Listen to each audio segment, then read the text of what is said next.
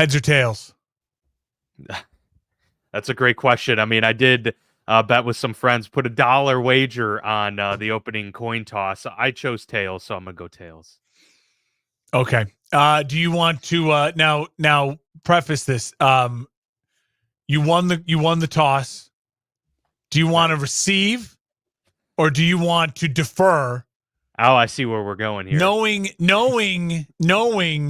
that each team gets a chance to possess the ball.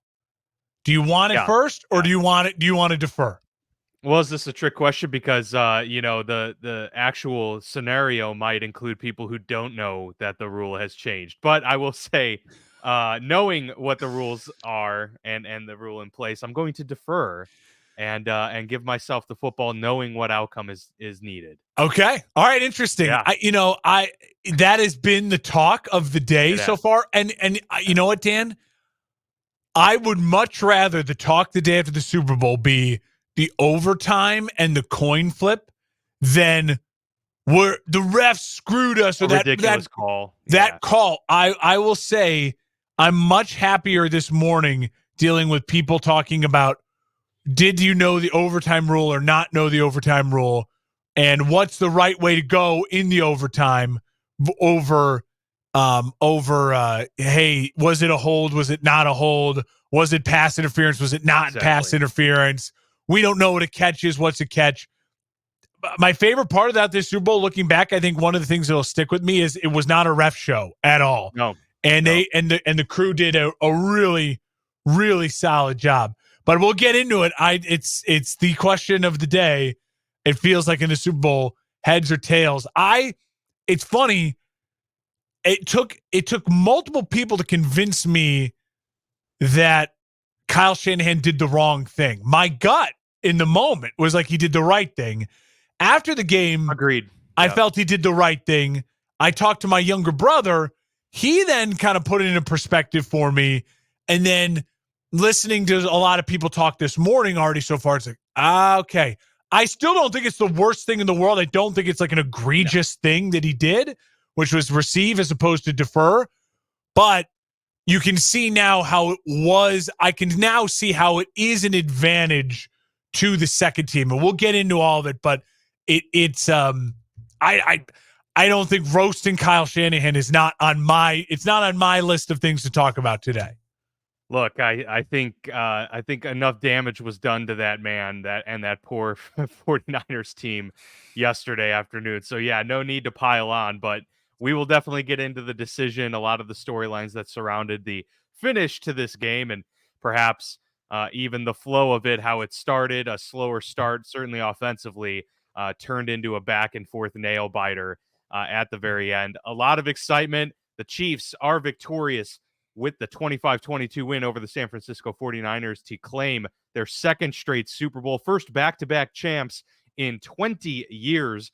Let's get into our Super Bowl 58 recap.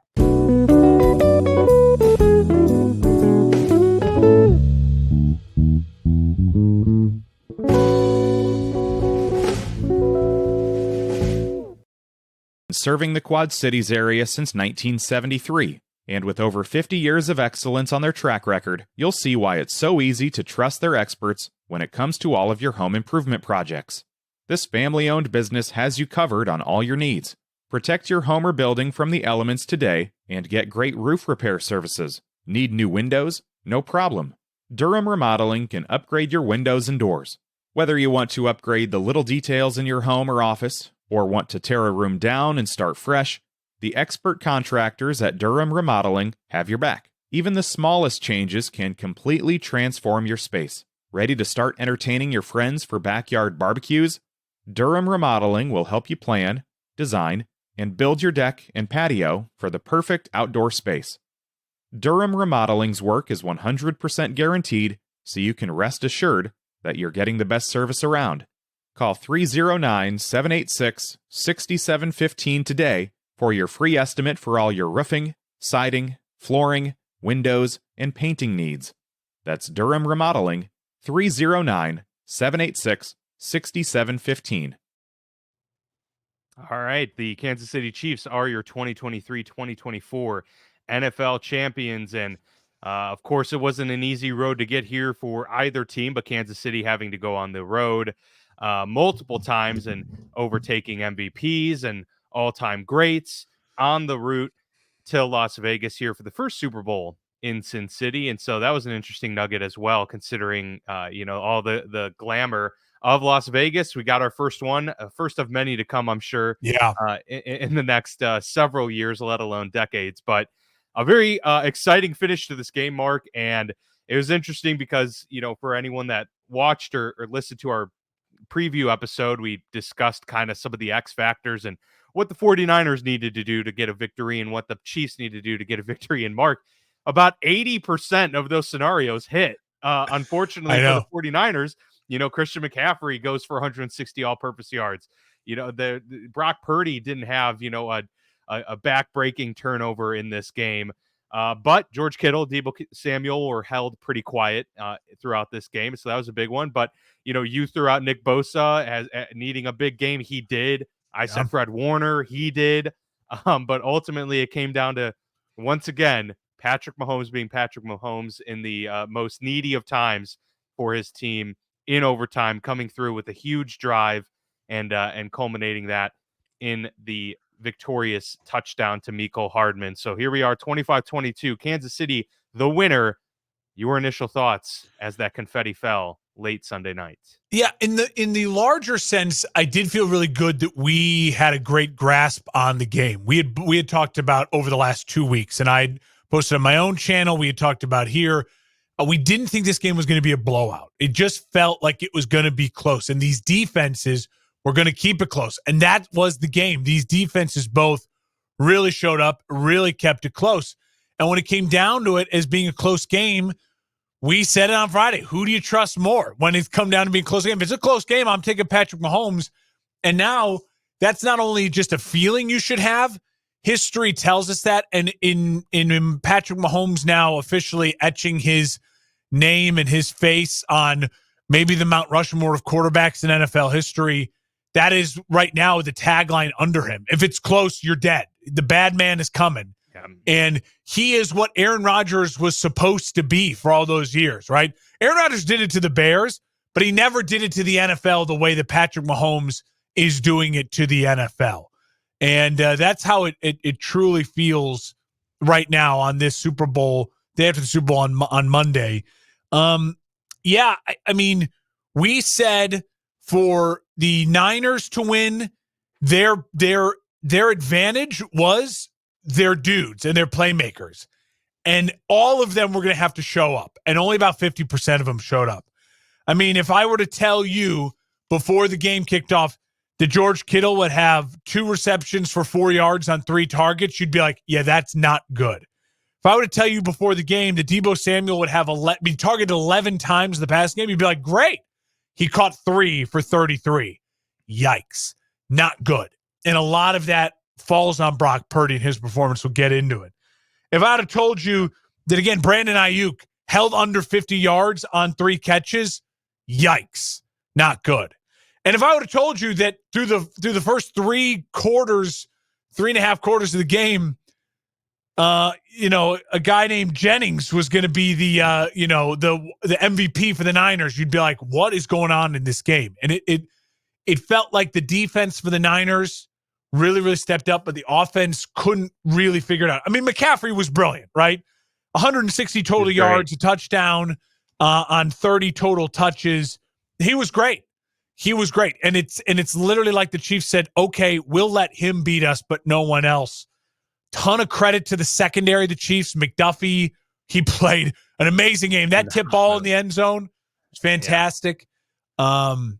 Yeah, 2 great defenses that really came to play, and then one team and one quarterback that got extremely hot and took real advantage of the breaks they were given, and were able to close it out. When you look at this game on the larger level, you say to yourself, for so many stretches of the game, the Niners were the more dominant team. They have the better roster. We knew that going in.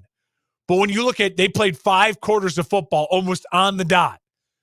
Kansas City made less mistakes and was more consistent through the total of the 5 quarters. And that's really what won them the game, is that the fact that the Niners could not capitalize on the Chiefs' mistakes the way that the Chiefs capitalized on the Niners' mistakes. Dan, one final thing, then I'll we'll really dive into it on a micro level, get into more of the specifics.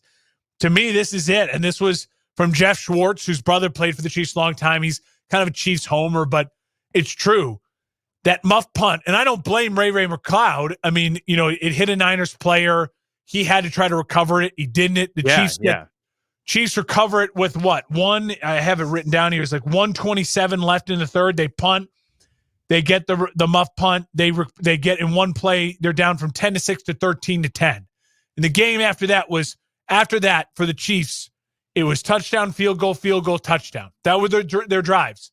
After that muff punt, touchdown, field goal, touchdown, for a Niners team that held them to 6 points with 1:30 left in the third quarter. They take advantage of the miscue on special teams from the 49ers, and they end up going down, and they were down 10-0. And so if you look at the final score and you say the Chiefs outscored the Niners, 25-12 in that game, after being down 10-0, that's a huge part of what happened in this football game, Dan. Yeah, the Chiefs, coming back. Mahomes is only he's at the first quarterback with 3 10-plus point comebacks in Super Bowl history. So, to put that in perspective for his incredible run and this dynasty that has now completely been forged, Mahomes, he's been dominant, and yet he's had to do this with adversity. It's not like any of these things have come easy. Any of these wins have come, without its obstacles. Mahomes and company have had to, pull the rabbit out of the hat in many occasions. And that's maybe what makes it even more special and that much more impressive for what he's been able to do in these 3 Super Bowl wins. And of course, in this latest, but I definitely agree, to the point on the defense, kudos to both teams. Their defense has played amazing. I mean, you really couldn't ask for a better performance from either unit. The Chiefs may be a little shaky at times early to start. I said that the 49ers, it was more important for them to get out to an early lead than for the Chiefs, because we trust Mahomes. We know they've been here before. The moment isn't too big. So if they were down, they wouldn't panic. We thought the 49ers might, if they got themselves into that situation. So that played out great for them. They got out to that exact 10-0 start that we kind of forecasted as being a possibility. But the problem was that the defenses both stayed locked down for a good portion, but it was the Chiefs that really, if this game was only 4 quarters, the 49ers dominated 75%. But if you include overtime, which they played that full quarter, then it was really the Chiefs dominating 2 out of the 5. And all of a sudden now it goes from 75% to 60%. That's a big swing for the 49ers in terms of the dominating performance. And the Chiefs defense kind of kept that energy throughout. Whereas the 49ers lost that early dominance from Nick Bosa and Fred Warner. Now, those two played well pretty much the whole game, but they started to wither as a unit. Disappeared late in the game. And absolutely. Chris Jones was a monster late in the game when they needed him. Massive moments for Chris Jones. I mean, we talk about an overtime where, a potential touchdown taken off the board because of the pressure in his face. Chris Jones also was right there on the overthrow to Debo in the end zone where you're like, great. That's a massive moment. I thought in the moment when that happened that I was like, that's going to be a huge, potential swing that doesn't go in the favor of the 49ers here. And that kind of gave a reminiscence of Jimmy Garoppolo with a terrible overthrow in the game just 4 years ago. So it really came down to the Chiefs defense elevating to the next level in the fourth quarter, in overtime in this game, and rising to the occasion. And at that point, it became Mahomes versus Purdy. And if you're San Fran, it's just not going to work out in that environment. Now, Christian McCaffrey did, dominate that overtime drive. Yeah. But the Chiefs defense put all the pressure on Purdy in the red zone where they had to start trying to throw and dial up some stuff. And that's where, they had to settle for the field goal instead of a touchdown, and that ultimately, makes the determining factor. So, special teams was obviously a huge part of this game. If Mahomes didn't have the drive at the end of the game, we would just be solely talking about a missed extra point, how brutal that was, or a blocked extra point, I should say, and the fumbled punt by Ray Marin Cloud that you mentioned.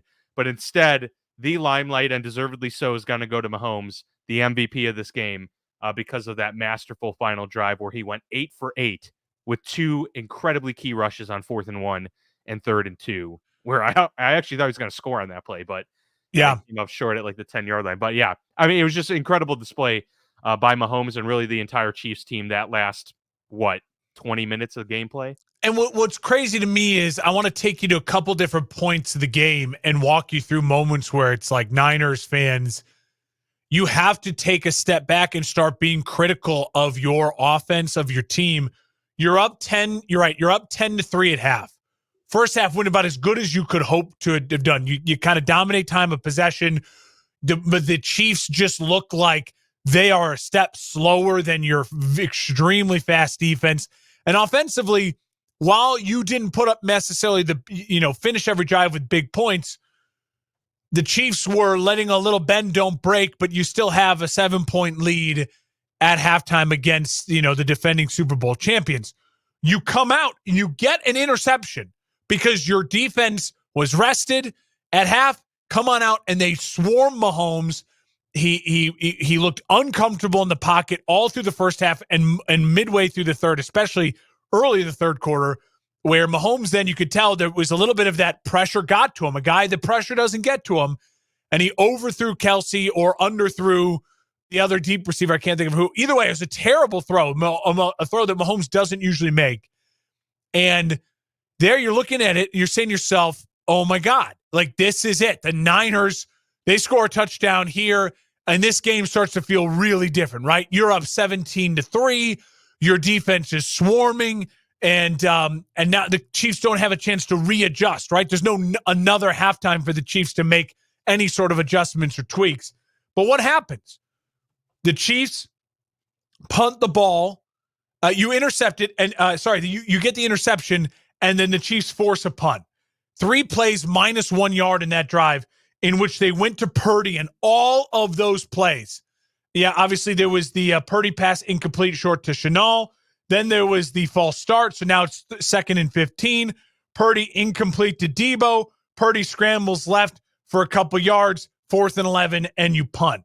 Like, that's killer. You give the ball back to Kansas City, but then your defense shows up again, 3 and out. This is the first 3 possessions of the third quarter.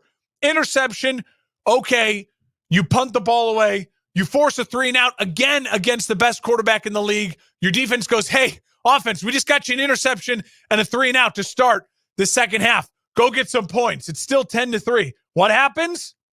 3 and out, minus 1 yard for the 49ers.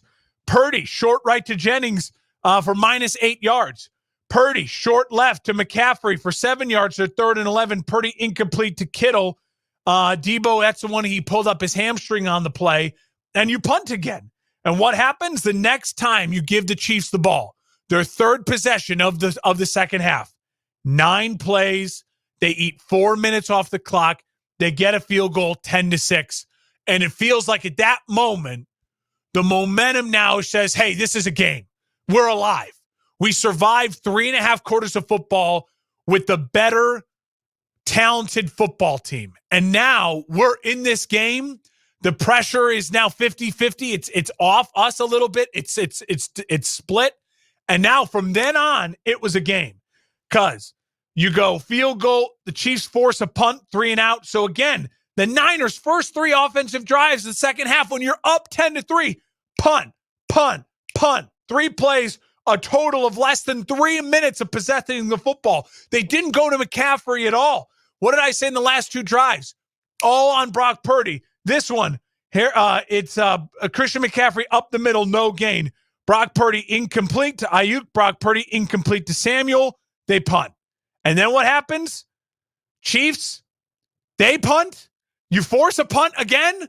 3 of the first 4 drives, you force a punt, your defense. And then what happens? muff punt, touchdown, and then from there on, it's unraveling. We talked about it. So to me, people who are complaining necessarily about the Niners and losing this game or how it comes down to it, yeah, we can talk about the fact that Jake Moody missed an extra point, and that was on Jake Moody, and that led to then the game being able to be tied.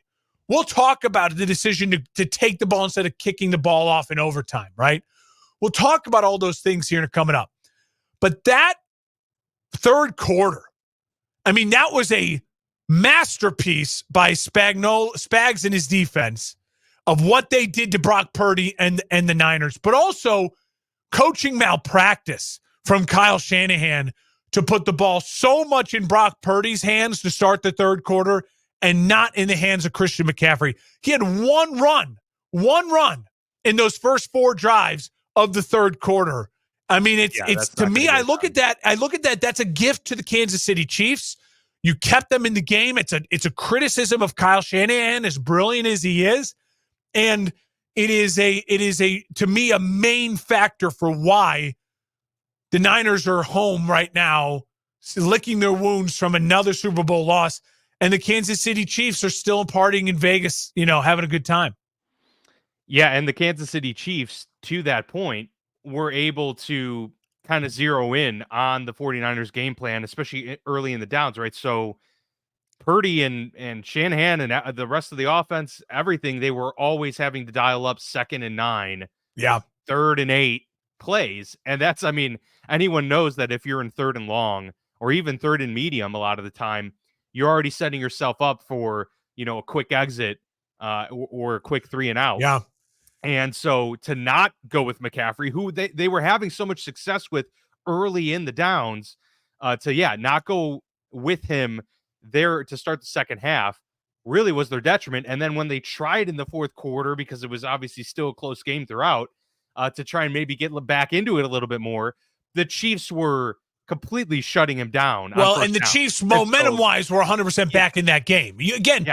They could pin their ears back, and they were dialed in at that point. And listen, the Chiefs deserve credit too. They held McCaffrey to 3.6 yards a rush. Again, that's Spags. That's this great young Chiefs defense. Yeah. Now Snead and Jones, we'll talk about them offseason stuff, but they're the only 2 mega pieces from that defense that are free agents, right?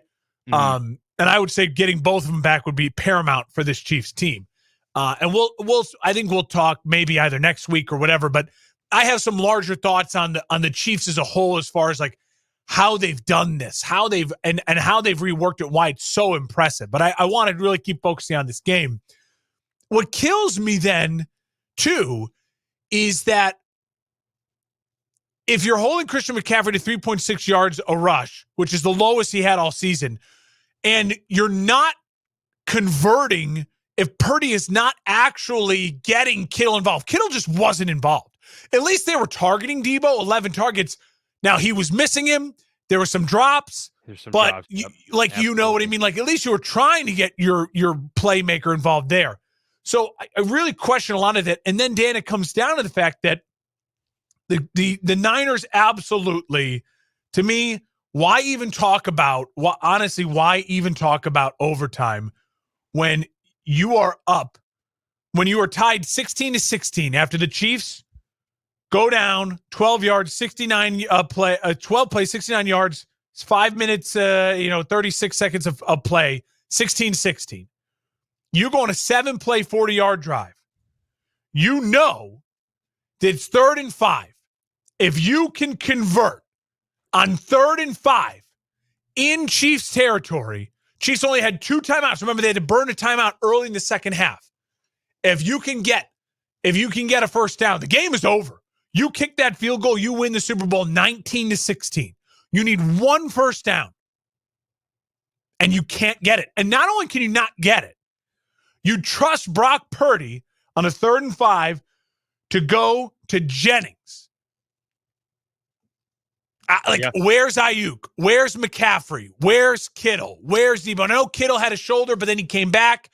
But, that is the game plan. And the Chiefs, to their credit, they realized when they needed to get pressure on Purdy to get him a little off balance, uncomfortable, Purdy could not make the special plays, the special throws that 3rd and 5, it was there. Jennings was there, but the pressure came so quick and Purdy could not get the ball there.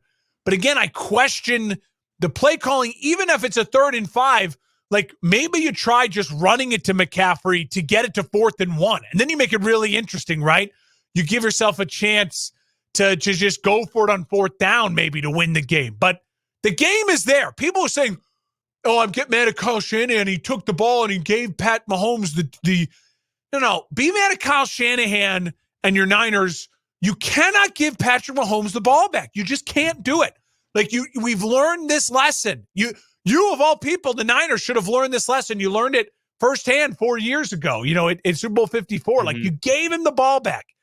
And by kicking the field goal, it gave the Chiefs an out too, because you missed the extra point and you kicked the field goal. They knew they only had to get a field goal so they could be. And they had 2 timeouts. They could be smarter with their play calling to not be as desperate to put themselves in a bad spot, right? And play for overtime a little bit while keeping in mind playing for the win. And I'll be a little critical of Pat, that touchdown, the last play of regulation before they then kick the field goal and then kick it off. I mean, that it was a forced throw to Kelsey. The snap was low. Creed Humphrey had a weird day. He's a great center, but he had a couple of really low snaps. And then Rice was wide open. That's a walk-in touchdown. He doesn't even need overtime. You walk it off there. The legacy and the legend is still born. I mean, it took him just another quarter to do it, but I think that's what I can understand it though, but because the whole idea is they had 8 seconds on the clock night, so like, or 10 seconds. So like it had to be his thought is maybe away from the middle of the field. Going. Yeah. And you're right. And maybe it's not a read the defense situation. It's this is where we're going, get the ball there and make sure it's out of your hands. And true. And with the low snap, it's kind of a miracle he gets it off in general anyways. Yeah. But that to me, I have to be critical. San Francisco, listen, did they make crucial mistakes where it's like, oh my God, someone needs to be burned at the stake or fired? No. But if you look at that, the game was yours because you have more talented players and your scheming was working for 3.5 quarters. But to start the second half with 4 punts, especially after an interception with great field position, and on 3rd and 5, that's the play call from the great Shanahan.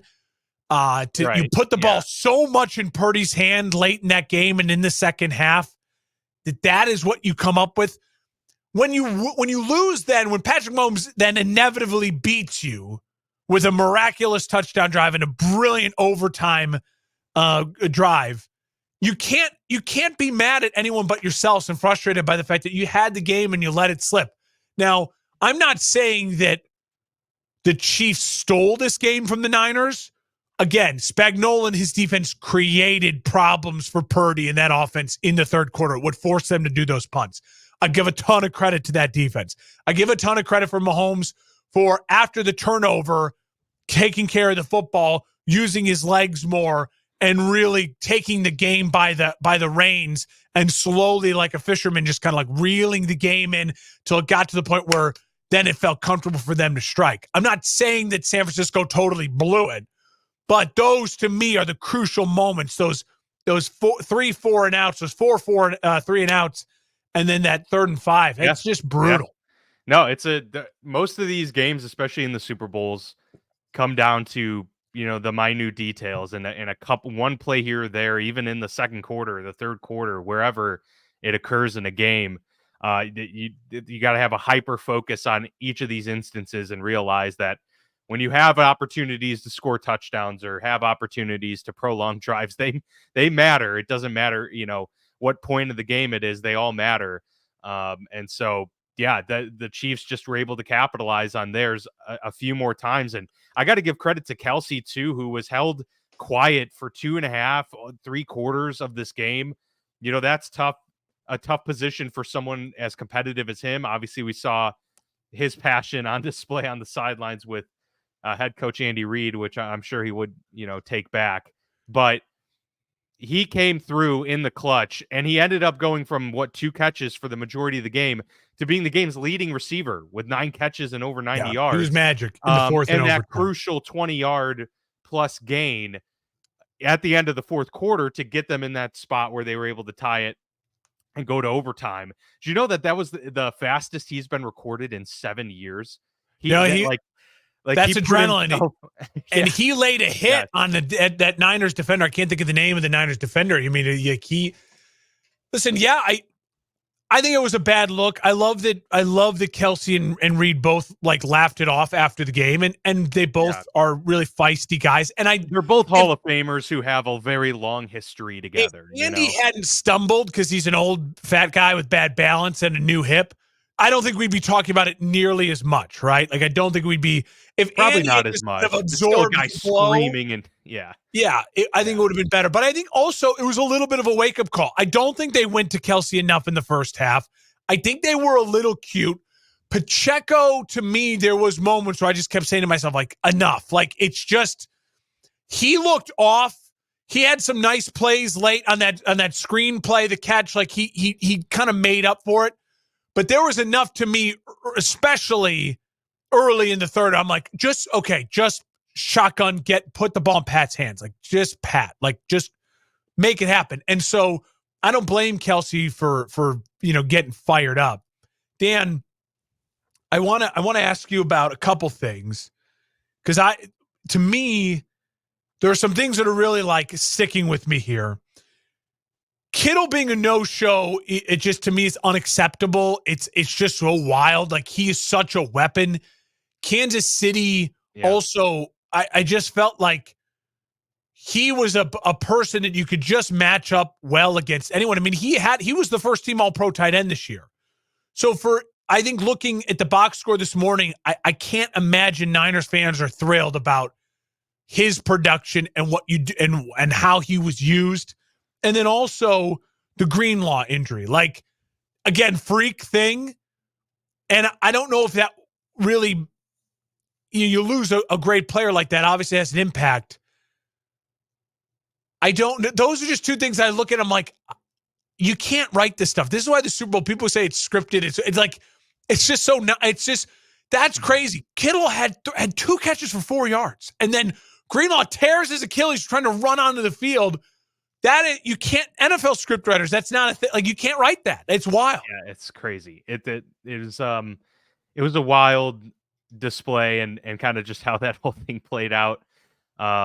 With that video of him running onto the field, and then with Kittle just not being utilized. I struggle with it. I would probably have to go back and like really look at the film to kind of see what the Chiefs were doing and how keyed in on Kittle they were to make sure that he was taken away. I mean, my initial thought is they couldn't have dedicated as much to him as, say, they could to Kelsey, because they still would have to contend with Ayuk and Debo. And, Debo was quiet too. And I think they really did a lot to try and keep Debo, out of the stat sheet as well.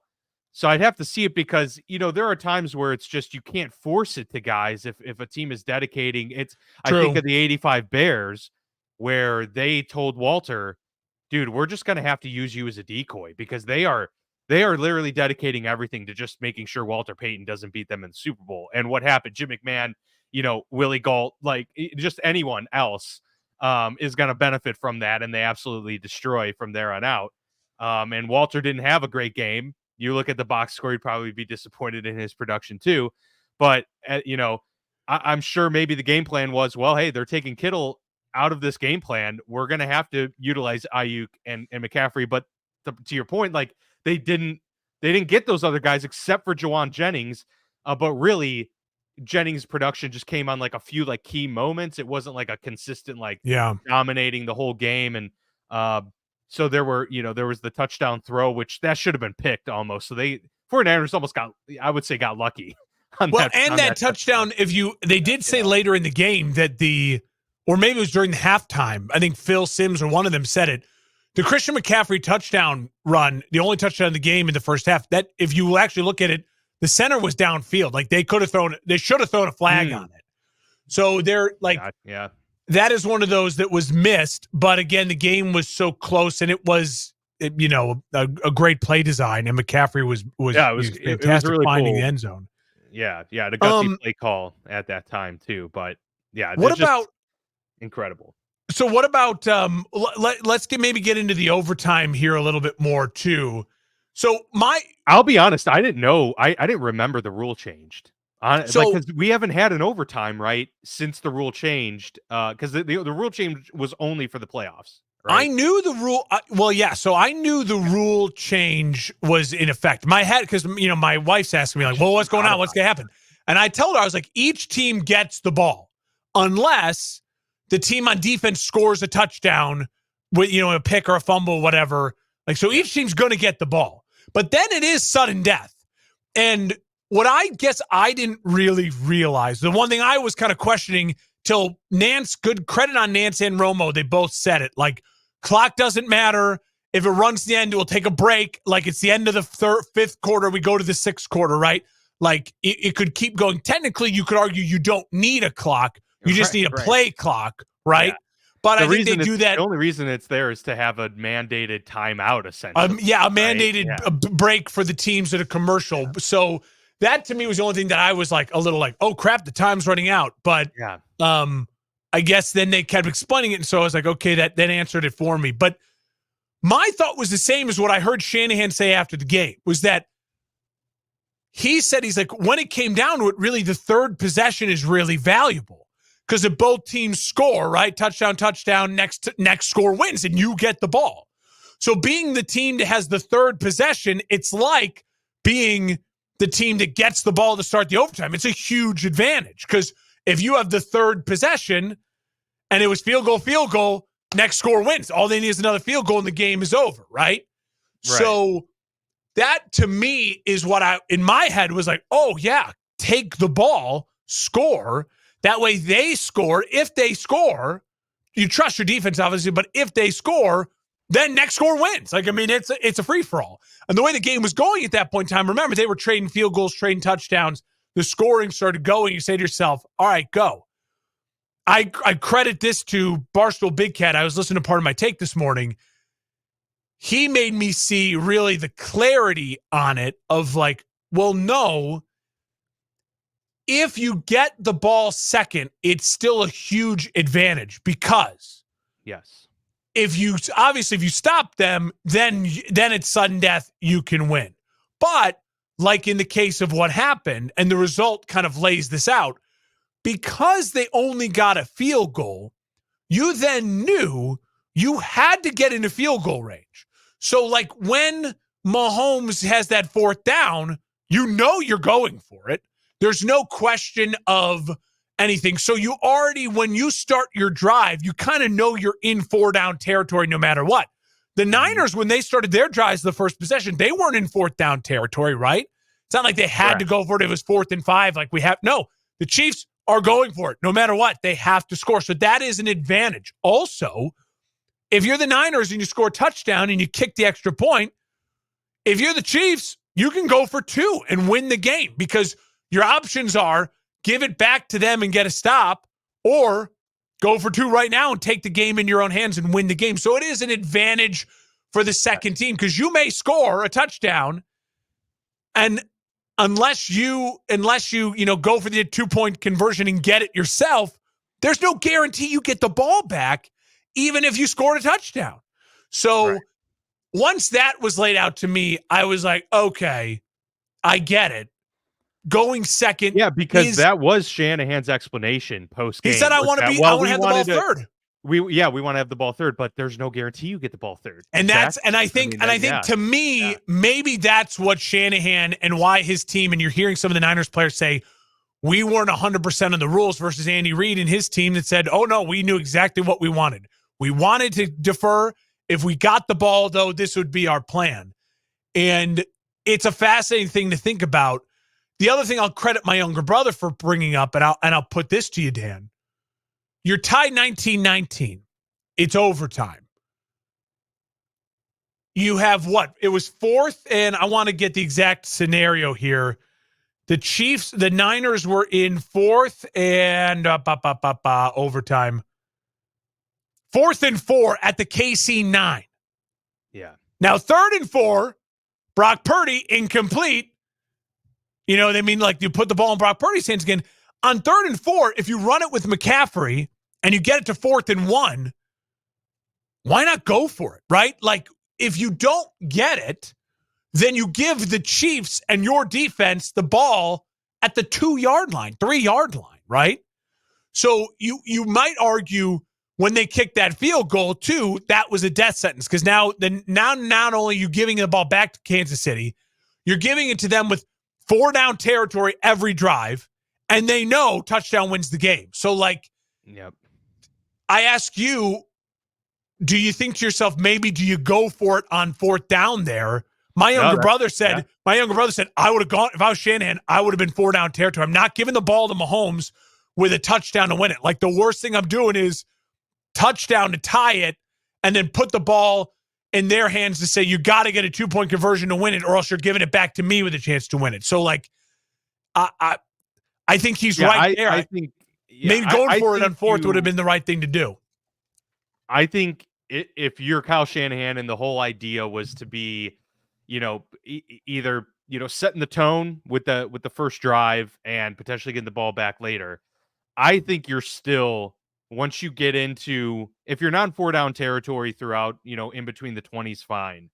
But I do think you should consider 4 down territory once you get into the red zone if you're Kyle Shanahan in this situation, because one, it's Patrick Mahomes on the other end. Like, there's just like, you said it. I mean, once you kick the field goal, almost everybody knew, oh, all right, well, Mahomes is going to find a way to get down and do it. And also, I know you're head coach, you're going to trust your defense, whatever, what have you. But the game, your offense had struggled for most of the game, and the offense on the other side is red hot at this point in the game. So I can understand the thought process of 4th and 4.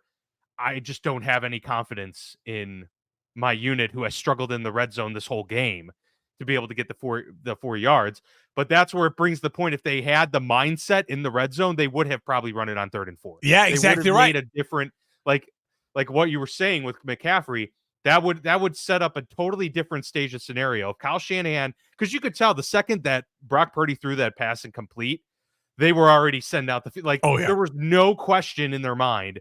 We're kicking the field goal. We're not even considering a situation. Yeah. So yeah, they were going for the touchdown on that play, versus a situation where, can we get the first down on a draw?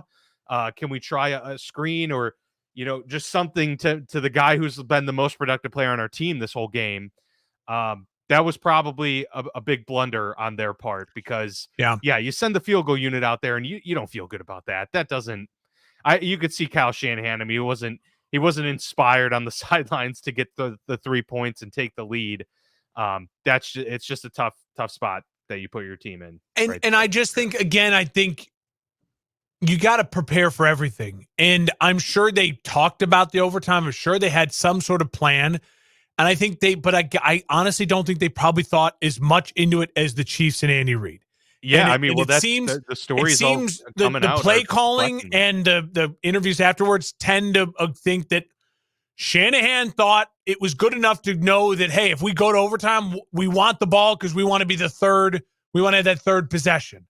But if you really start breaking it down with these rules in overtime, in the Super Bowl, the must win of all must win games, going second is a gigantic advantage. It's a gigantic advantage, and because you have a chance to not give the ball back to the other team with a touchdown and a 2-point conversion, unless Shanahan had gotten the touchdown and goes for the 2-point conversion. I mean, that would have been ballsy too, and I wouldn't have blamed them for doing that either. And just saying, we don't trust our kicker. He missed an extra point earlier. We want to guarantee we get the ball back no matter what. If they score, you know what I mean? So they would have to score and a 2-point to win. It clearly felt like they didn't think through overtime, which I don't necessarily blame them, because it's only the second time it ever happened. But he was the offensive coordinator for the last time it happened, when you blew a 28-3 lead to Tom Brady and the Patriots. So, yeah. And again, the rules were different then, but you would think you'd be really in tune with what you got to do in the overtime. So again, I'm not beating Kyle Shanahan to death. I think when I look at this Super Bowl, and again, the overarching thing, to me, it played out exactly how I felt before I watched the game. These are two really great defenses. They're going to make it really tough. It's going to be a really tight game. Both teams are going to get breaks here or there. But when it comes down to it, I trust the better quarterback to just make the plays. And he did. He made the plays. He was spectacular. The rollout, the throw to Hardman was perfect. Off platform, classic Mahomes. That angle from the end zone was brilliant, of Mahomes like on his weird spread legs. Like, why is he throwing it like that? But that's the way he does it. And Hardman is right there. Also, it kind of perfectly encapsulates the fact that the Chiefs have kind of become the Patriots in the sense that they got rid of Mecole Hardman. He was a Chief. He wasn't a Chief, and he was a bust with the Jets, and so they brought him back, and now he is catching the game-winning touchdown pass for the Chiefs again. I think it was a fantastic game. One of my favorites that I've watched in a long, long time. We've seen some blowouts in our lifetime as Super Bowl fans and NFL fans who watch the Super Bowl. We've had some really close games recently, and this being one of them, overtime. And Mahomes getting his signature moment of getting a chance to lead his team in overtime on that drive. And he was brilliant on the drive. He was 8 for 8 and had 20-something plus yards rushing. I mean, you can't beat it. There was no doubt in my mind he's the MVP of the game. He was the best player on a field filled with future Hall of Famers. He was the most Hall of Famery of all the Hall of Famers on that field. And I leave wishing and wanting that if I was a Niners fan, for my head coach for my organization to make some different decisions. And I felt like you turtled a little bit there early in the third quarter, which cracked the window just open enough for the game to get wild and to keep the Chiefs in it, and they took advantage. Yeah, and their defense too. I mean, Steve Wilkes, I think he's a good defensive coordinator. I think, he would have a job in the NFL, and they played really well throughout much of the game. But at the end, they weren't adjusting to what Patrick Mahomes was doing. He's carving them up, and they were just giving him rushing lanes, and that's where he burned them hard on those 2 runs. And, it forced Kyle Shanahan to take a timeout and be like, what, Tony Romo even called it out on the broadcast, was like, he's having to tell his, coordinator, we're not running cover 0. Stop running cover 0. Everyone's back is turned to Mahomes. He's gonna just run up the gut and get those much needed yards. I mean, he was crucial on the ground in the last, at the end of the fourth quarter and into overtime. And that's 3 Super Bowl MVPs for him. He trails or ties only Joe Montana and Tom Brady. Brady has 5. And he's tied with Montana now. It's funny. Can you guess who the other 2 were? Because Brady won 7. He won 7 Super Bowls, 5 MVPs. Can you name the other 2 MVPs for the other 2 Super Bowls? Oh, one was White. Nope. Surprisingly not, because White had an amazing day, but he was not. Was Julian Edelman. Yeah, it was Edelman was one. And then it was Deion Branch. Yes, yep. Deion Branch. I knew Deion Branch, so I was looking for White, but it was Edelman. So, it's funny. So on my radio show this morning, we carry the Chiefs on I don't know if you see it, Kick FM. So we're, here on the Illinois-Missouri border, we carry the Chiefs. So, there's a lot of diehard Chiefs fans in this area. And we love that we get to carry them all season long. And Mitch Holthouse does a great job and everything. But one of the things, so I was looking up a trivia question. We do a trivia segment every morning and give away some gift cards and blah, blah, blah, local radio.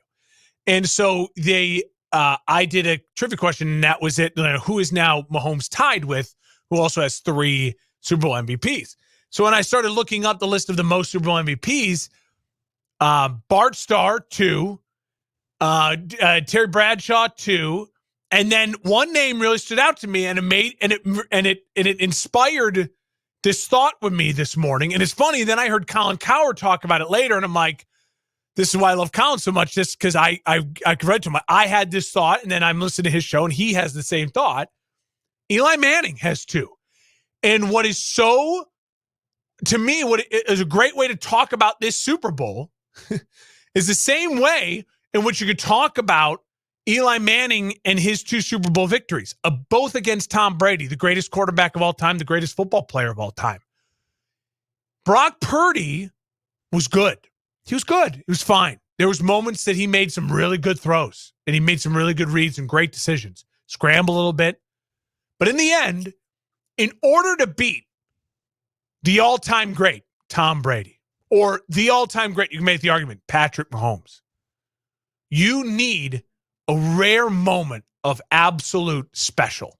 Like, you need to be absolutely special. And Eli Manning in those two games had moments of special where he's a very average kind of talent, middle of the road, otherwise kind of quarterback, but he's got a Hall of Fame resume because the length, the sum of the stats, all those things. But you can point to him, he'll be one of the least talented of the modern, especially of the modern Hall of Fame quarterbacks. I mean, we talked about it when he retired. Rivers is probably more talented. Big Ben is definitely more talented. Breeze more talented. His brother more talented. Tom more talented. Rodgers more talented. All his contemporaries. But in the biggest moments, he was able to do things that were extremely special. And Brock Purdy last night had opportunities to be special and to beat Patrick Mahomes, and he couldn't do it. And the crazy thing is, I would defend Shanahan for not putting the ball in his hand, going, we're going to run it with Christian, and we don't want to put that onus on this kid. He's young. He's United been in the league 2 years. He's the last pick, right? But they did put the ball in his hands. Shanahan did trust him on that 3rd and 5. He did trust him in the end zone with the throw to Debo, and then late in the game in overtime. He did trust him, and he wasn't special. He wasn't special. He was good. Yeah, he wasn't special. That's why. Sorry, I didn't mean. Well, I know, but I mean, to finalize it, that's why he will be an enigma, because you look at Patrick Mahomes, and he went through a 2-time MVP. He went through his most closest contemporary as far as talent in Josh Allen on the road against both those guys, beat him. Went up against offensive juggernaut and a really up and coming team in the Miami Dolphins, and then beat the best roster in the NFL with maybe the second best coach in the NFL, but was able to beat him because the guy across the field from him in his position just had no special when he needed it most. I do wonder, and perhaps this is an unfair narrative to draw this early on in a guy's career. And the 49ers are in a at least decent position with Brock Purdy because they're not paying him anything. And so they can get a couple more years out of really good quarterback play. But it does appear that the era of the good to slightly above average quarterback can't win a Super Bowl, because if we look back, I mean, what was the last one that you could say wasn't Nick Foles, a great quarterback? But again, that's not fair because of what happened that season. He wasn't the starter all year long. He came in at the right time, at the right moments. Yeah, and then that was a all-time defense and coaching job. I mean, that was just like everything kind of, to your point, that was the big all together. Football too. But it's really it's becoming more of an anomaly. I mean, because like Flacco before that, but even then you could argue that Flacco historically, if you look at him versus the average, is an above average NFL quarterback. Like but that's my point, is even above average. Yeah. Well, even above average nowadays doesn't appear to be good enough to get you there. I like where your take is headed. Is Brock Purdy going to be the Dak Prescott? Is he going to be the Kirk Cousins, where Kyle Shanahan is the reason that the team is getting, late in playoffs and to the Super Bowl, but they, it's going to be a harder decision for them to make because they're getting the productivity that the Cowboys aren't and that the Vikings aren't, but where they're not getting that final result. And so it's a harder decision to make because it's like, well, shoot, we're getting to the Super Bowl, but then you have to get it even more of a minute decision in, but the reason that we're not hoisting Lombardi is because we don't have an elite at that position. And that's a hard pill to swallow for a lot of teams, I'm going to help your argument here because I love where you're headed there. This was the first time the largest cap hit in the NFL, salary-wise, won the Super Bowl. So Mahomes he's so good. He's also bucking the other narrative, is that if you overpay a guy, you're screwed. You can't win. because that also is the narrative. Brady took pay cuts. Mahomes, no. He had the largest cap hit this year, pure cap hit in the NFL, and it ain't going anywhere anytime soon. And so I agree with you. That is again what makes Mahomes so special, and why I truly think if we start to think about the future for both these teams and where they need to head in my smallest kind of in a nutshell, elevator pitch argument. If I was the Niners, I wouldn't change much. You're in the NFC. You have the easier route to the Super Bowl, and you have the luxury of not paying him up anything. And they don't owe him an extension. They don't owe him anything. Nothing. And if Brock Purdy wants to try to strong arm you and be like, I'm holding out, fine. Like you don't need to give into that. Purdy has 2 more years till you have to even think about then maybe franchise tagging him. You're good. Like you're good on Brock Purdy. Don't rush it, right? Oh yeah. Yeah. No, play it out next year. See how it goes.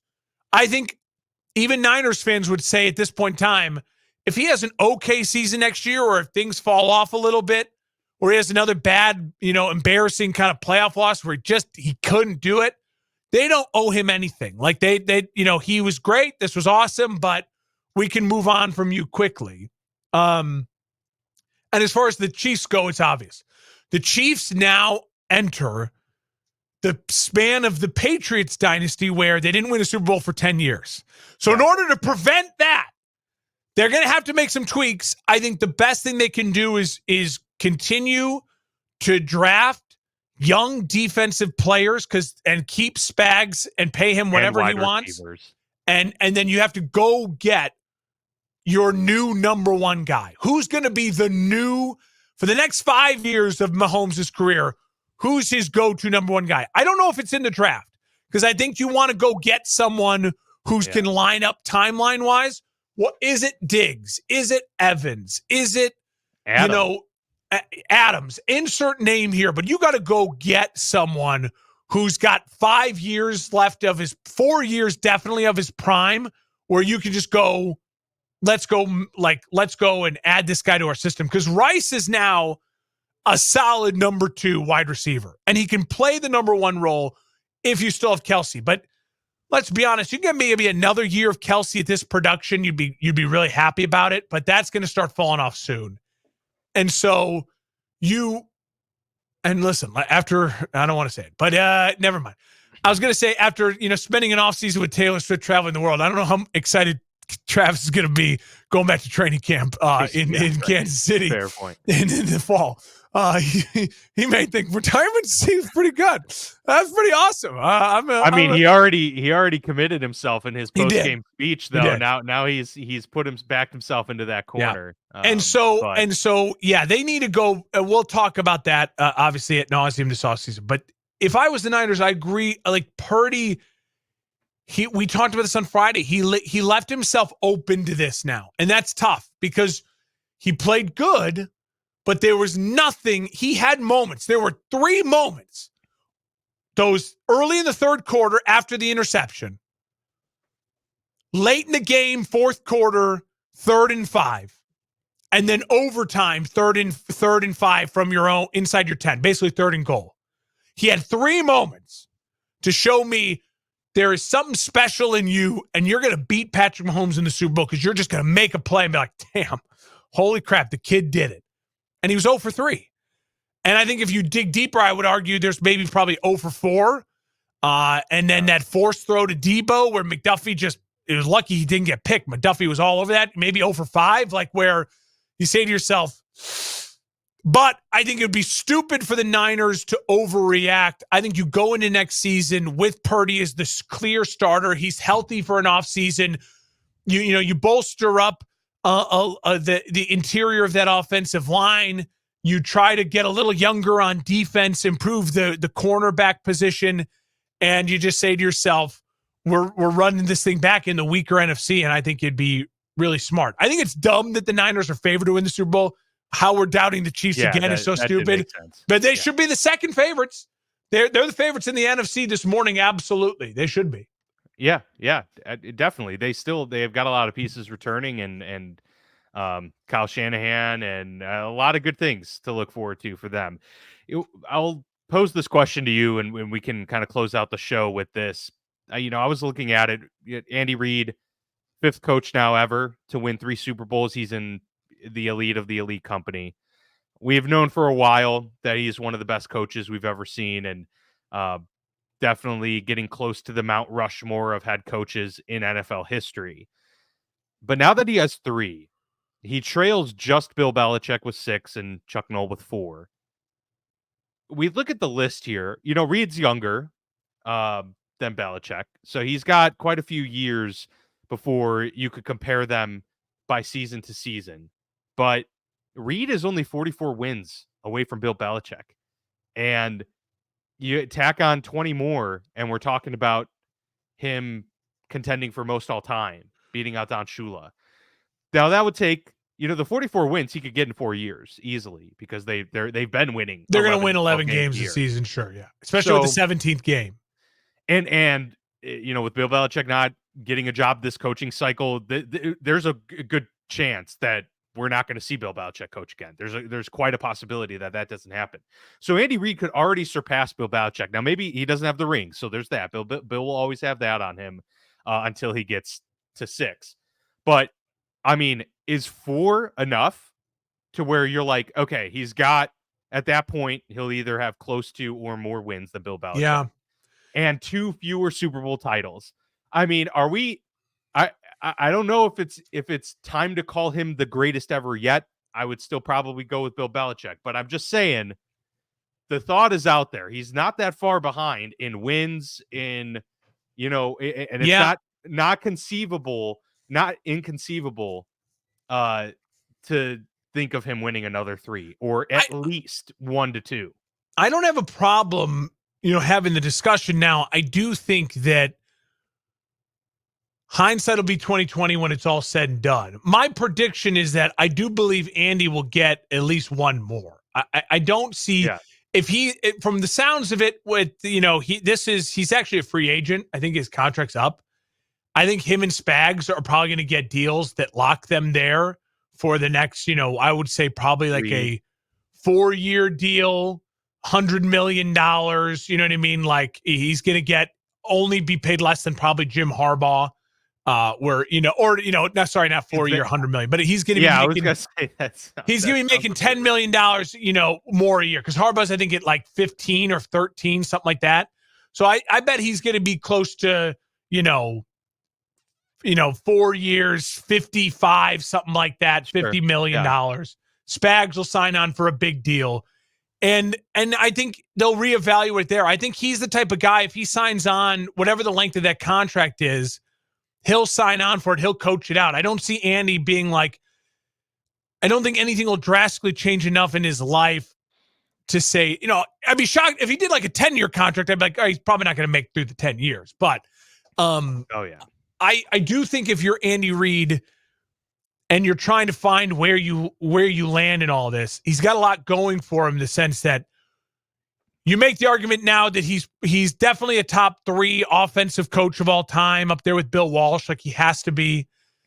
You definitely say to yourself, he's only, I think, like 7 playoff wins behind Belichick, which is crazy. Look at the playoff wins, because he's been in it for so long, and he's won with so many places for so long. So I think when it's all said and done, it won't be hard to make the case that that Andy is better than Bill. And it'll be a preference thing. I think it'll be the same with Mahomes. Will he get 7? I don't know. It's so many. But you'll be able to make the argument. I think he'll get I think he'll get 4. I have no issue saying he'll get 4. And if he can get to 5, and maybe he ends on 5, let's say, then it's pick your poison. Then to me, this feels a lot more like John Wooden is the all-time greatest, college kind of basketball coach of like, he did it. He set the standard for what it should be done. Like a Bill Belichick is like a Krzyzewski in the way of like, oh my God, like it's honored, it's revered.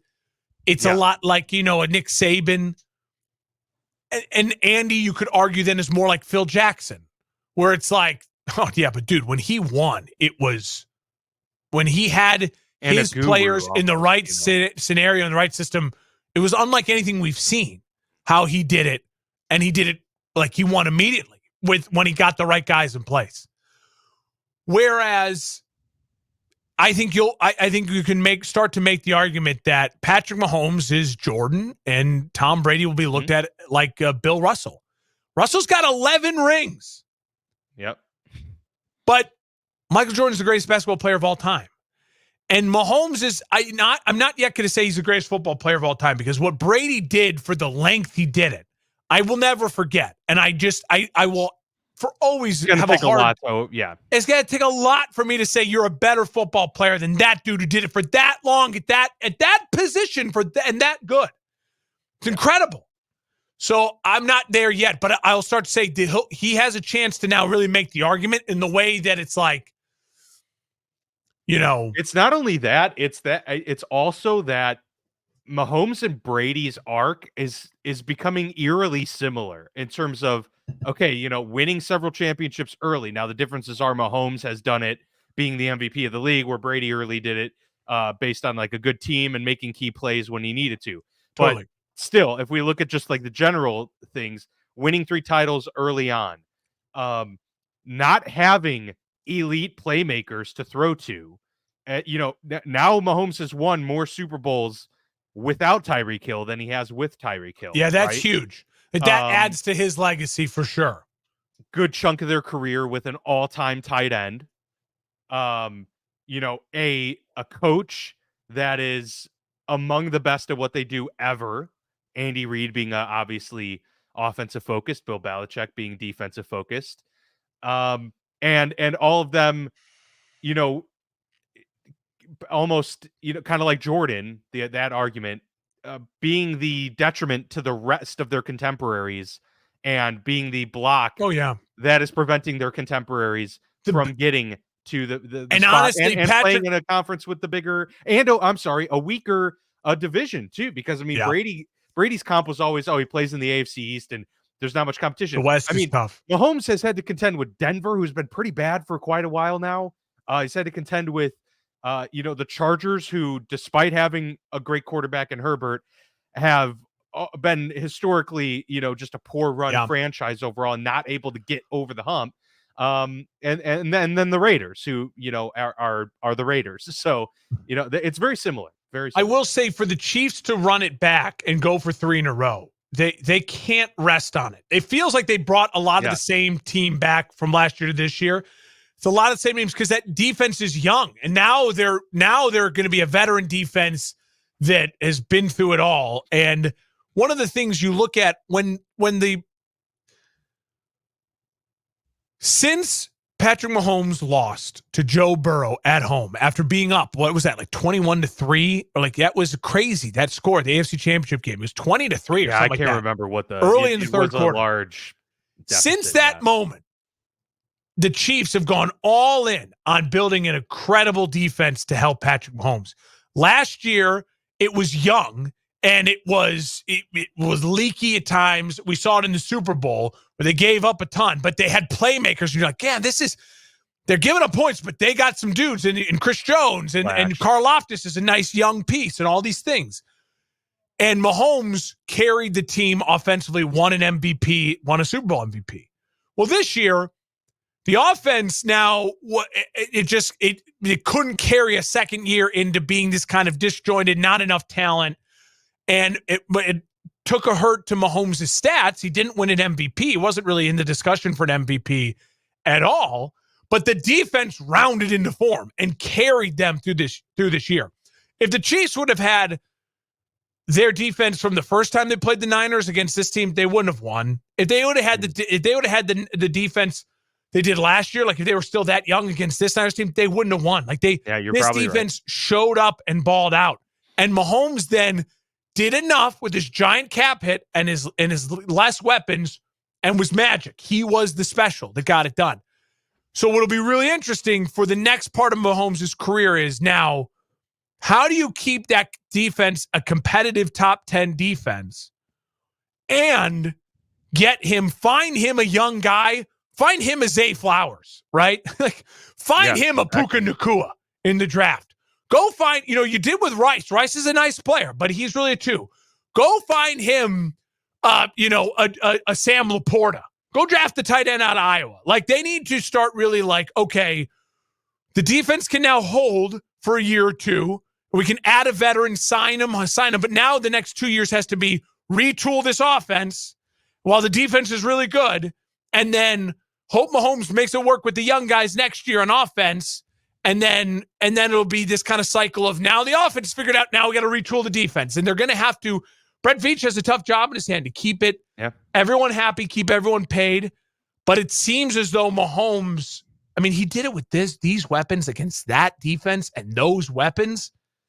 I just don't doubt him anymore. And I don't know how people will or can. No, and I think Spagnuolo is a huge part of that too. So you can kick the can down the road a little bit on the defensive side because you know that you've got a really great mind, signal caller and a there teacher in the defensive coordinator spot. So fascinating stuff. That is a wrap on the 2023 NFL season. It's crazy. It goes by in a flash. But hey, end of this month, we've got the combine. And then we are less than 80 days away. The Chicago Bears are on the clock. They are. They absolutely are. We will not be, void of content for the next several weeks and really throughout this entire offseason as per usual. So we thank you all for following us for the ride that was the 23 NFL season. And of course, we hope that you'll stick with us as we get into draft prep and all of this fun stuff that leads up to that big draft day, and then getting into offseason talk and what rookies to look out for. We'll probably have quite a few fun lists to get to at various points of this offseason, and we're just happy to have you all here listening, watching along. So as always, like, subscribe, and we appreciate your viewership all throughout the year. We will be back next week with more here on the Football Lounge with Mark and Dan.